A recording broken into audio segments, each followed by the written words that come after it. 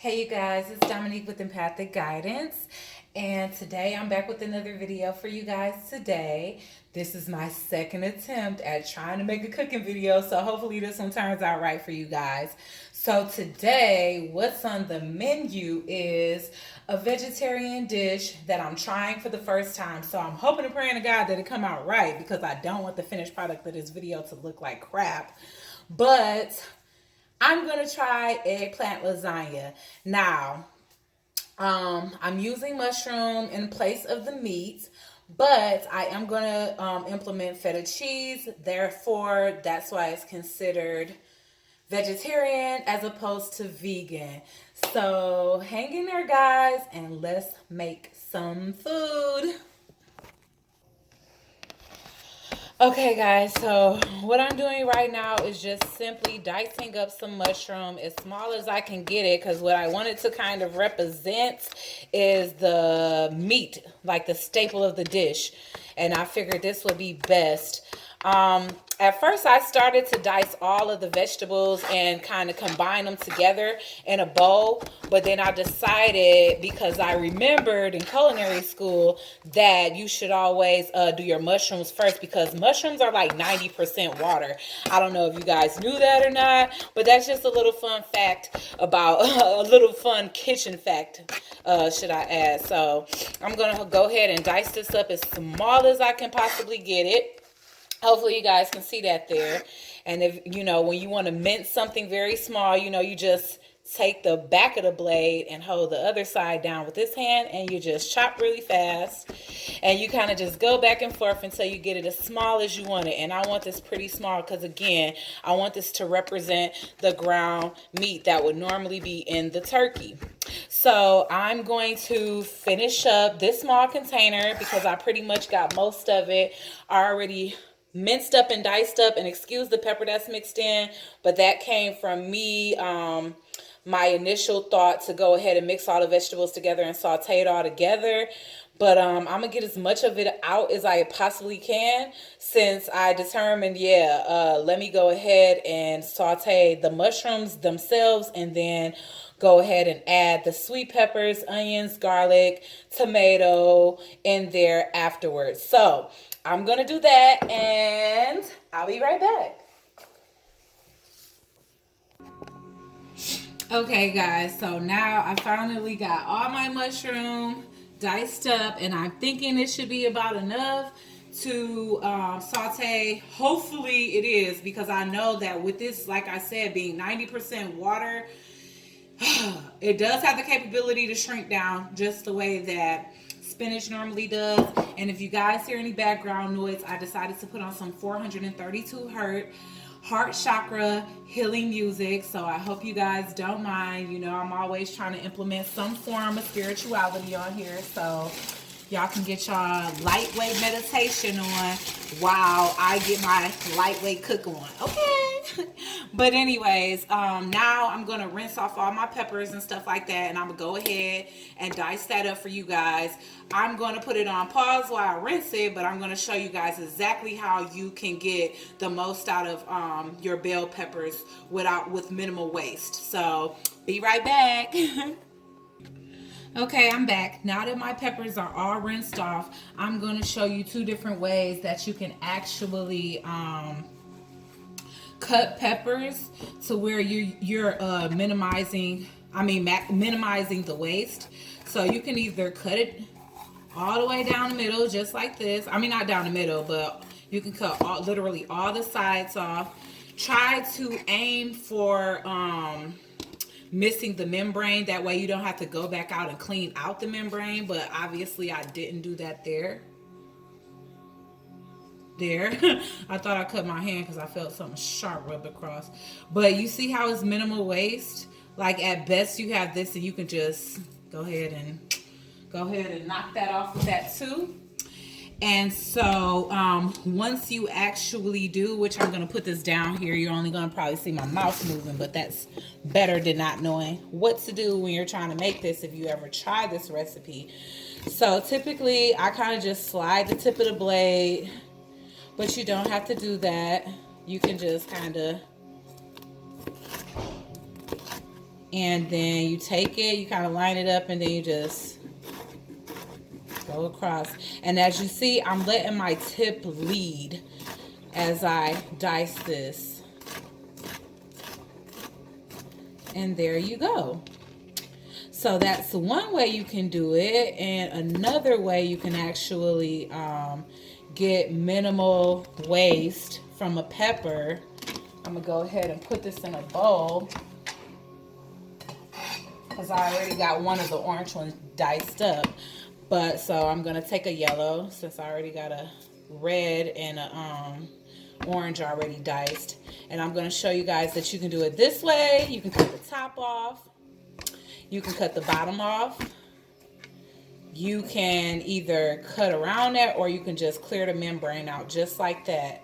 That way you have every bit of your pepper that you can use. But again, this style seems to take a little bit longer, because I still want like this inner membrane out. That membrane can be really bitter compared to the sweet pepper. So make sure you get all of that white part out. And then from there, you know, I can just kind of pluck this out of there. Boom.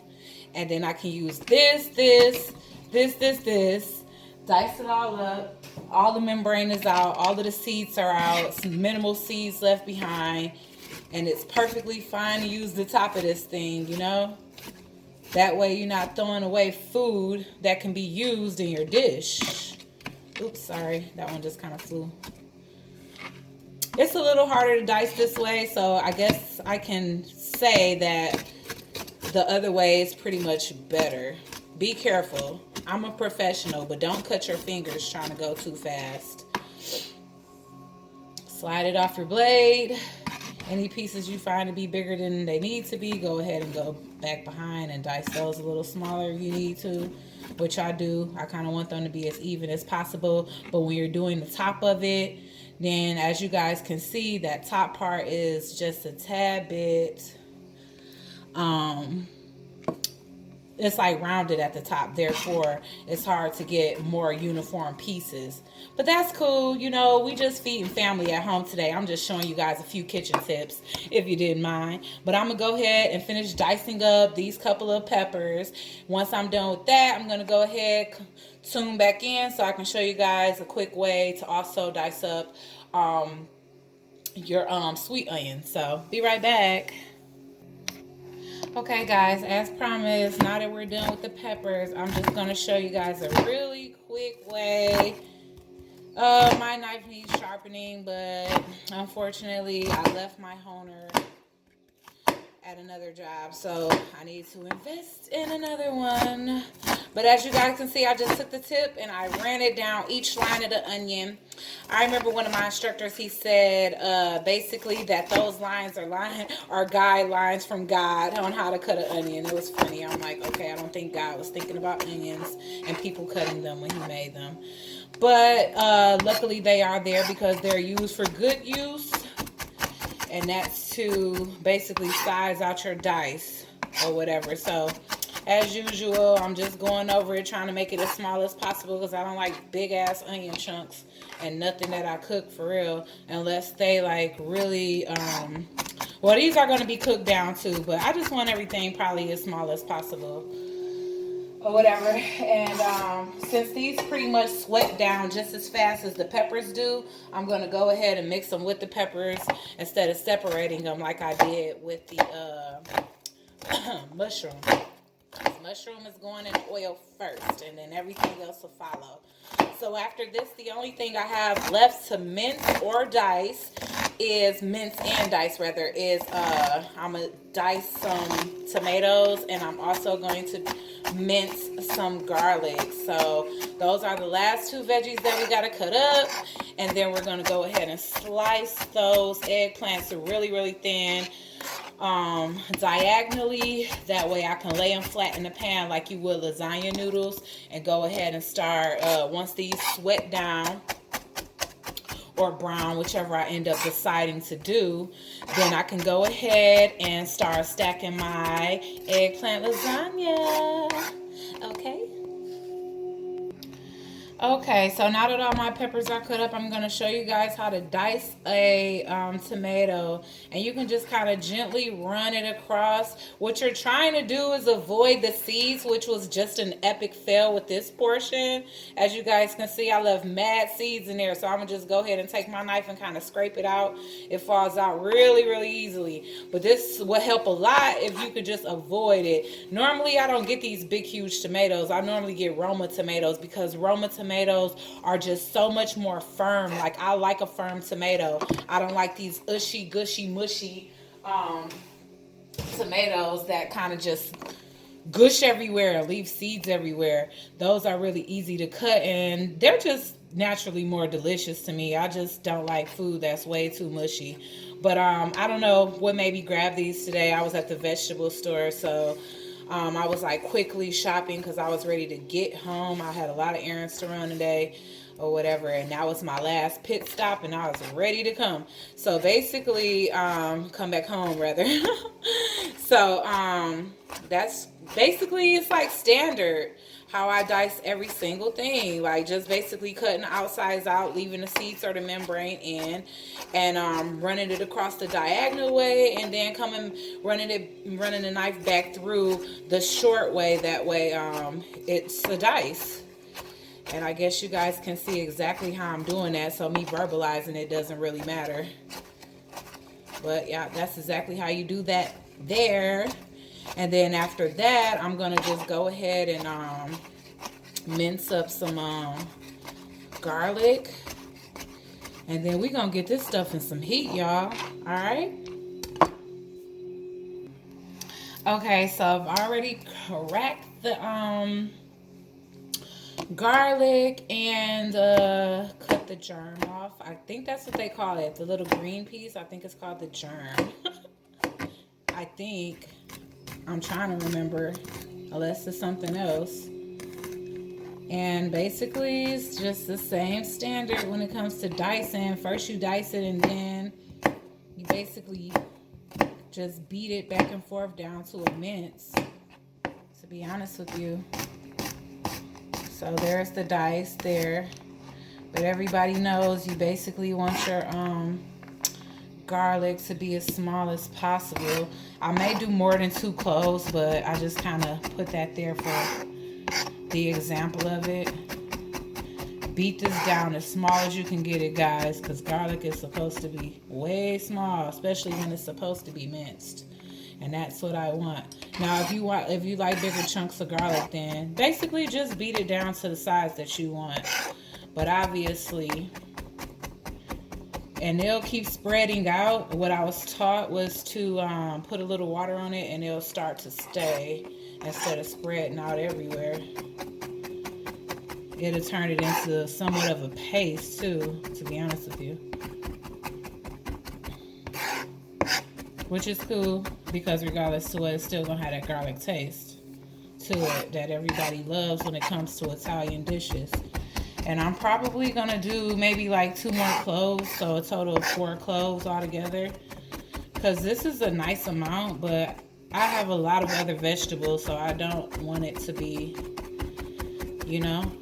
I'm just gonna keep going back and forth. And as you can see, the more you break down garlic, the stickier it gets. So that's another good reason to, and I'm not supposed to be doing that, y'all. Don't scrape nothing off your fingers with no chef knife. But again, I'm quite the freaking daredevil, rebel without a cause, Aquarius, y'all already know. If you are Aqua and you watch my channel, or an air sign for that matter, because I don't even just rep Aquarius. I rep all air signs, Gemini and Libra. I resonate with y'all, to be honest with you. So as you guys can see, that kind of helped that stickiness, and it helped me like break it down better. Because when you got to keep wiping a blade, for one, it gets annoying, it gets tedious, and then on top of that, it has your fingers like, oh my God, not being able to get that smell off your fingers. Still sticking a little bit, but not as much. I could put more water, but this is kind of how I like it. So we're going to get some oil going, and we're going to get this stuff on some heat. Okay, guys, so I moved a little farther ahead without you guys. Sorry about that, but this lighting is horrible in this kitchen. I love this kitchen, but the lighting is freaking horrible. It's super freaking dim. Oh, that's better. But yeah, I already sweat down all the vegetables. They're draining as we speak. I sliced the eggplant as thin as I can get it, and now with eggplant you have to sprinkle salt on it and let it sweat out the moisture. Otherwise, while you're cooking, it can release that water and it'll have everything kind of soggy. So that's what I'm doing right now. I'm letting that happen, and then I'm gonna go ahead and I'm gonna put y'all back on camera when I'm stacking it. Okay, all right guys, and then y'all see the finished product. Okay guys, so I ended up once I ended up drying out the I really hate the stove because it's so stupid. Once I ended up patting the eggplant dry of perspiration, I went on and topped it with some Parmesan Reggiano. I used the rest, but here's what that looks like. And I just put it in the oven just enough to kind of take some of the moisture out the eggplant, as well as crisp the Parmesan. Sorry, y'all like all up in my dang on nose or whatever. Sorry. But yeah, so I pulled that out and now I'm getting ready to stack them joints. Okay, so that's the top layer, guys, and I'm about to get the tomato.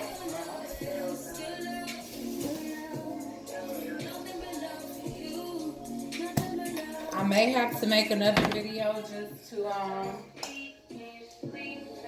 finish it or show y'all the finished products, but we're gonna go ahead and just take a generous amount and dump it on of the vegetables, which again, this is all sweet peppers, sweet onion, mushroom, garlic. It smells freaking good.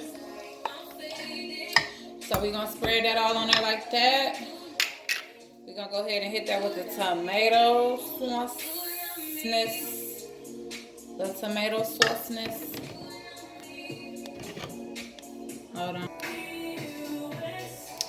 Yeah, so now I'm topping it with that feta, guys. And remember, I already coated the eggplant with some Parmesan Reggiano. So it's gonna have feta and Parmesan. And so I'm just I can create quite a few layers out of this, thankfully.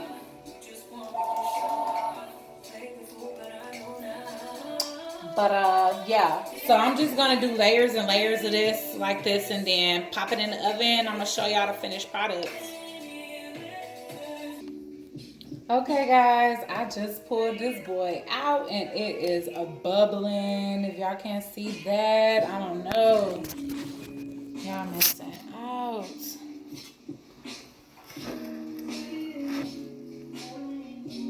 Smoking, baby. I know I gotta let it cool off typically before I cut it, but I'm going to try to go ahead and actually I could let it cool off because I actually wanted to hook up some hot water cornbread. So I guess I'll be right back and I'm gonna plate it up for y'all so y'all can see how it looks on the plate with the hot water cornbread. Alrighty guys, now I'm following up this video and wrapping it up with a nice piece of hot water cornbread. And then we're gonna take a nice piece out of here and plate it for you guys.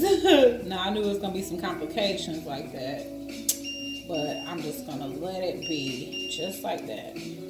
Now this plating isn't gonna be pretty because it's at home, but as you guys can tell, or